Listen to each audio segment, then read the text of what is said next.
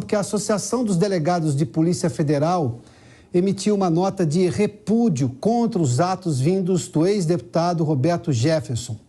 No documento, eles dizem, abre aspas, a Associação dos Delegados de Polícia Federal repudia veementemente o ataque sofrido por policiais federais durante o cumprimento de mandado de prisão neste domingo na casa de Roberto Jefferson. É totalmente inaceitável qualquer tipo de violência contra policiais federais, em especial no cumprimento do dever legal estabelecido pela Constituição Federal. A associação estima pela pronta recuperação dos policiais federais vítimas desse absurdo atentado e os delegados federais vão acompanhar o desdobramento dos fatos e exigirão uma rigorosa punição ao responsável pelas agressões. Fecha aspas.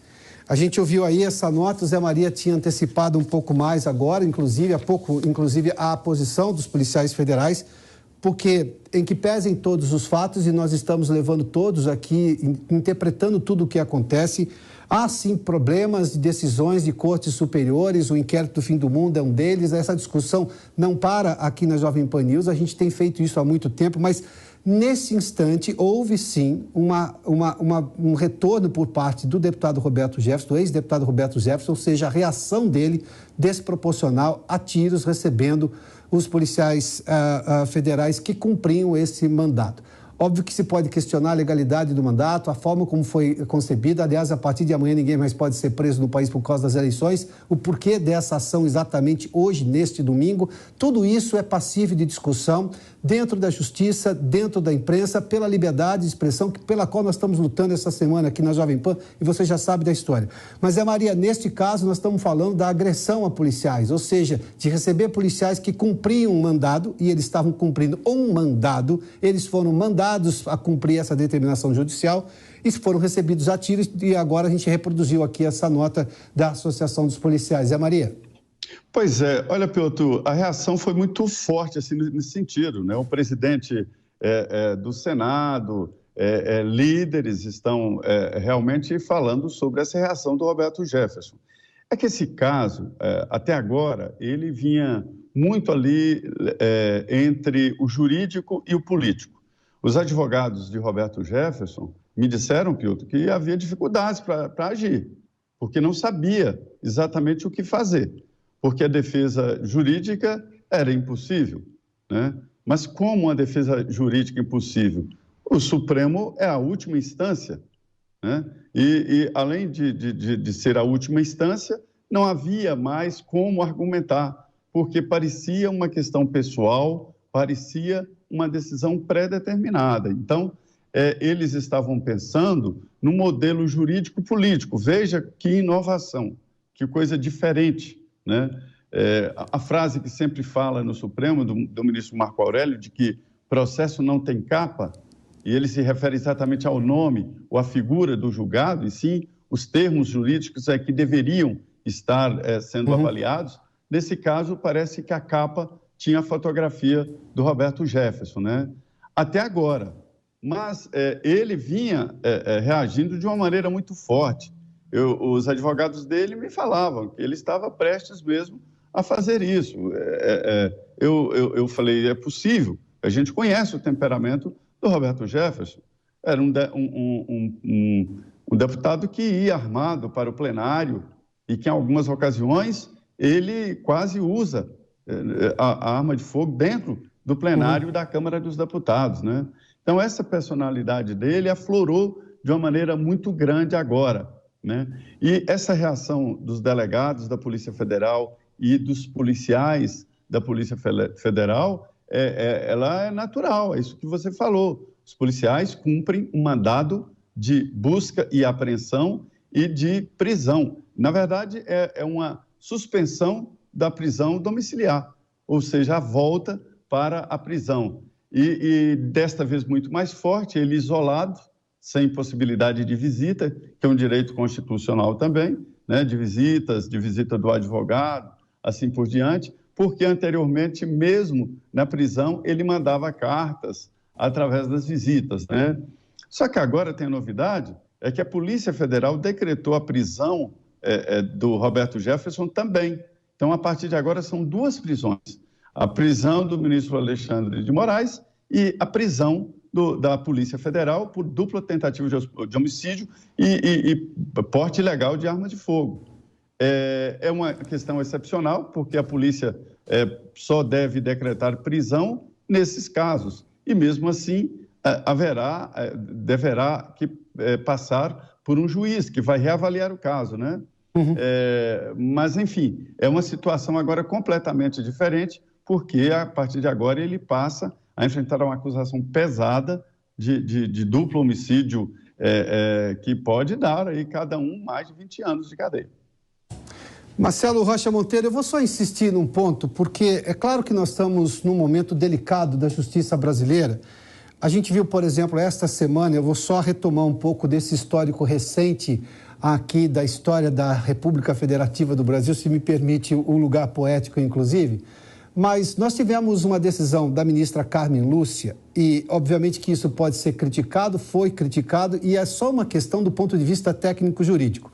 Ela percebe ali o uso, por exemplo, de censura no caso da produtora Brasil Paralelo, ela menciona isso, ela sugere ao relator do caso, daquela liminar, que no dia 31 reveja aquela posição de proibir a exibição daquele filme, ou seja, ela reconhece a censura prévia, mas que naquele momento ela votaria junto com o relator justamente por uma questão de entender o período eleitoral. Ou seja, é quase uma teratologia jurídica porque ela suspendeu a aplicação da Constituição nesse momento. O que um caso tem a ver com o outro? Fato é que a gente está vendo uma série de decisões judiciais em que a justiça brasileira, sobretudo as cortes superiores, já não deixam as coisas de uma maneira muito tranquila, elas não pacificam mais. Há decisões que são criticadas por juristas de extremo respeito e eles o fazem independentemente da ideologia política deles, porque estão vendo a questão técnica. A gente não está correndo o risco de ver, por exemplo, esse caso lamentável do ex-deputado Roberto Jefferson, de receber a bala com granadas os policiais federais que estavam cumprindo apenas um mandado, e esse mandado pode ser discutido, ele pode ser revisto pela justiça, há formas de fazê-lo, mas enfim, a gente não está vendo um esgarçamento dessas relações e a justiça, em parte, também é responsável por isso, do ponto de vista de provocar exageros e reações completamente desproporcionais, como é o caso do deputado? Sem dúvida, eu diria que a justiça é a grande responsável por, aliás, vamos ser específicos, né? Quer dizer, não é a justiça, nós estamos falando do Supremo Tribunal Federal e do Tribunal Superior Eleitoral, nós estamos falando de ministros de um tribunal, da Corte mais alta de justiça do país, que violou há coisa de 3 anos o princípio da reserva legal, que não pode haver, só pode se criar crime através de lei. Eles criaram um crime por decisão própria, como se fossem parlamentares eleitos. Revogaram o sistema acusatório, que diz que o judiciário não pode tomar iniciativa, o judiciário não investiga, não instaura inquérito. Eles instauraram o inquérito do fim do mundo, como apelidou o próprio ministro Marco Aurélio. Sim. Enfim, revogaram a imunidade parlamentar, no caso do deputado Daniel Silveira. Então, é um esgarçamento causado, sobretudo, pela atuação do Supremo Tribunal Federal e agora do TSE. Vejam, nós tínhamos decisões em que se percebia a inconstitucionalidade da decisão era percebida, mas parece que a ministra Carmen Lúcia abriu um novo capítulo, né? É a decisão com inconstitucionalidade confessada. Ela confessa, olha, isso aqui viola a Constituição, mas é só um pouquinho, só ali até o dia 31, né? É a suspensão, como você disse, da Constituição Federal, né? E aí a gente tem que lembrar do Rui Barbosa, né? É uma comparação que eu vou fazer aqui, é um tanto quanto delicada, né? Mas o Rui Barbosa dizia que a pior ditadura é a do Poder Judiciário, Sim, porque contra ela não há recurso. Se você for perguntar àqueles que optaram pela luta armada nos anos 60, 70, né?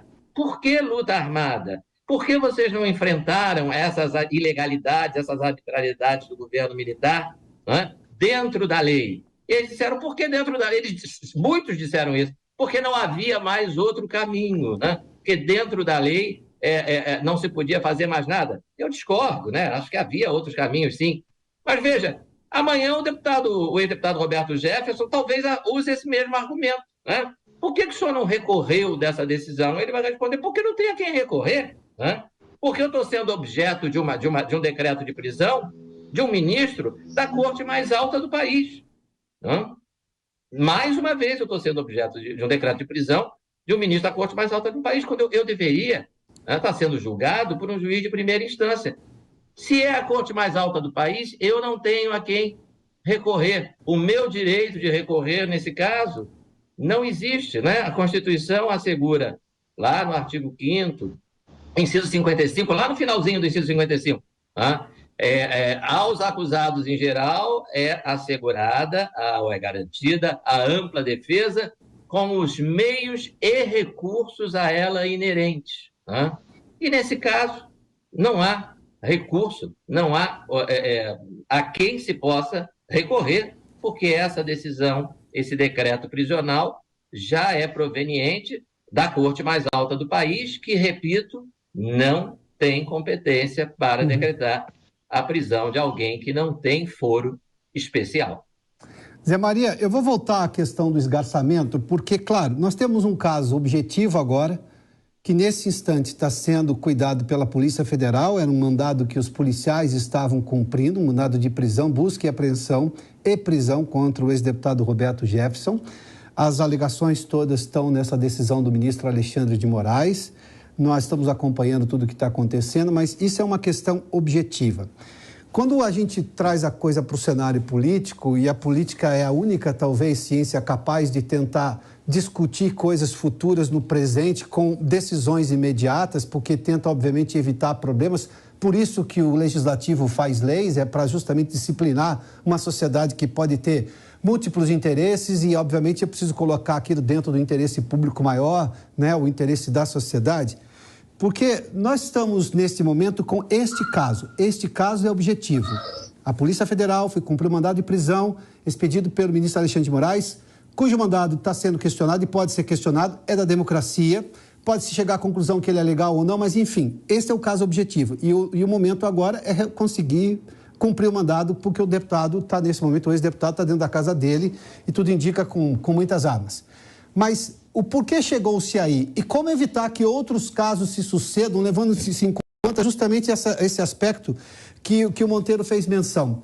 Se a gente está num nível de esgarçamento e a confiança na justiça, ela já não consegue mais passar confiança do ponto de vista de pacificadora por uma série de decisões que estão sendo questionadas, do ponto de vista político, o que é possível ser feito? Porque nós temos, obviamente, que mexer nisso politicamente. É o único meio que se pode alterar as coisas. Do ponto de vista da lógica jurídica, juízes vão interpretar a lei que existe. E o fato é que está sendo questionada a forma como alguns juízes, no caso magistrados de cortes superiores do Supremo, interpretam essa lei. Mas, enfim, do ponto de vista político, a política é a única saída nesse caso. O que fazer diante desse caso para que, por exemplo, não haja outros casos parecidos com esse a partir de amanhã, de pessoas que não se sintam mais representadas ou que entendam que o sistema jurídico vai dar respostas a ela dentro da lei? Pois é, olha, Piotr, antes eu só queria lembrar aqui sobre esse voto da ministra Carmen Lúcia, Piotr, me lembrou muito a reunião onde se decidiu assinar o ato institucional número 5, o AI-5, né? Em que o Jarbas Passarinho disse, às favas, senhor presidente, qualquer escrúpulo de consciência, né? E decidiu apoiar o AI-5. Ele, Jarbas Passarinho, que era ministro, né? E depois foi senador. Zé Maria, só um instante, por